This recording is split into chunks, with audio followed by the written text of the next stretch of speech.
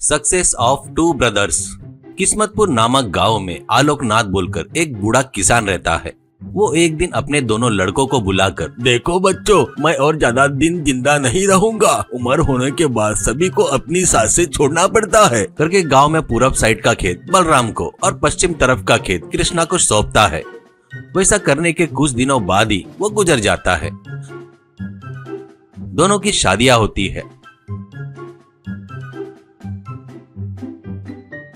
बड़ा बलराम गरीब लड़की श्वेता से शादी करता है। छोटा वाला कृष्णा सभी सुखों से संपन्न सत्यभामा से शादी करता है। सभी लोग मिलकर अपने पिताजी ने दिए सो घर में ही संसार चलाने लगते हैं। पर दोनों बहुओं की एक मिनट भी नहीं बनती थी। मैं बड़ी बहू हूँ, मेरी बात तुझे सुनना होगा, ऐसा कहती थी रेवती। मैं धरवान की लड़की हूँ, मेरी इच्छा अनुसार ही तुझे रहना होगा, ऐसे कहती थी सत्यभामा।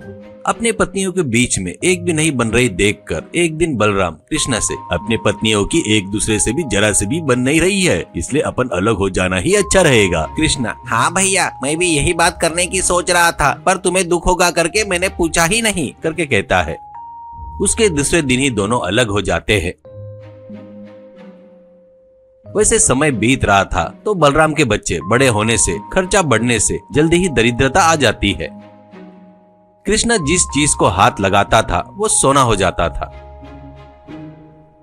इससे उसकी है वो संपत्ति बढ़कर वो बड़ा ही अहंकारी और स्वार्थी बन जाता है। उसके बाजू वाला आगे बढ़ते रहता तो वो देखकर ईर्ष्या से जलता था। एक दिन बलराम कृष्णा के पास आकर, भाई मेरा खेत जोतना है, तुम्हारे बैलों को 2 दिन के लिए उधार देता क्या करके पूछता है। कृष्णा, आज तो एक जोड़ा दे सकता हूँ, कल दूसरा जोड़ा लेकर जाना, बैलों को मारना नहीं, ध्यान रखो मेरे बैल खेत में ही है, मैं बोला करके एक जोड़ा लेकर जाओ, ऐसा कहता है। बलराम खेत में जाकर देखता है तो आश्चर्यचकित होता है। कृष्णा के बैलों को कोई व्यक्ति हल लगाकर जोत रहा था।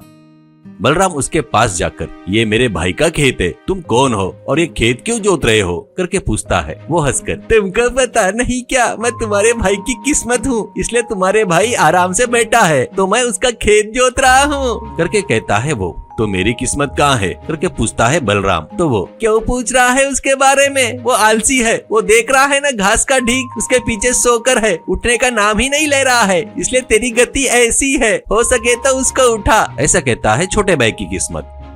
वहाँ पर जाकर देखकर, ये क्या कर रहा है सो काम, कहते हुए बलराम एक लंबी छड़ी लेकर उस घास के डीक के पास निश्चिंत सो रहे अपने किस्मत को देखता है। 2 मार लकड़ी से मारने पर बलराम की किस्मत उठकर बैठकर, मुझे क्यों मार रहा है बगैर किसी कारण के, मैंने क्या बिगाड़ा है तेरा, ऐसा कहता है। वो, और क्या करना है, तेरे साथ वाला मेरे भाई को बिठाकर खेत जोत कर दे रहा है, तू निश्चिंत होकर सो रहा है, तू निश्चिंत होकर सो रहा है क्या, तेरे को खत्म करता, रुक जा कहकर बलराम मारने के लिए फिर से लकड़ी उठाता है।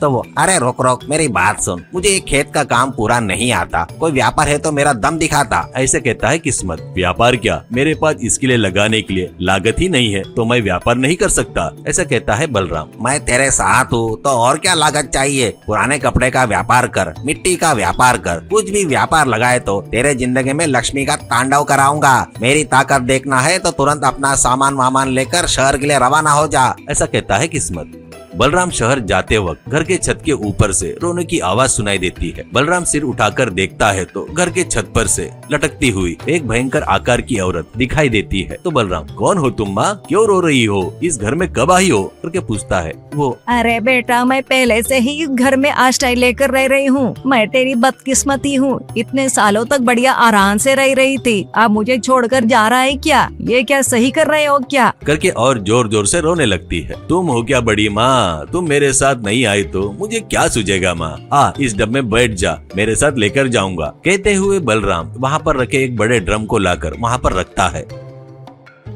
तो उसकी बदकिस्मती ऊपर से खुशी से उतरकर उस ड्रम में कूदकर बैठ जाती है। बलराम तुरंत उस ड्रम का ढक्कन लगाकर, ताला लगाकर अपने बाड़े में ले जाकर एक गड्ढा करके उसमें वो डब्बे को गहराई में गाड़ कर, हमेशा के लिए यहीं पर रहना, फिर दिखी तो चमड़ी छिल डालूंगा करके परिवार के साथ शहर में जाने को निकलता है।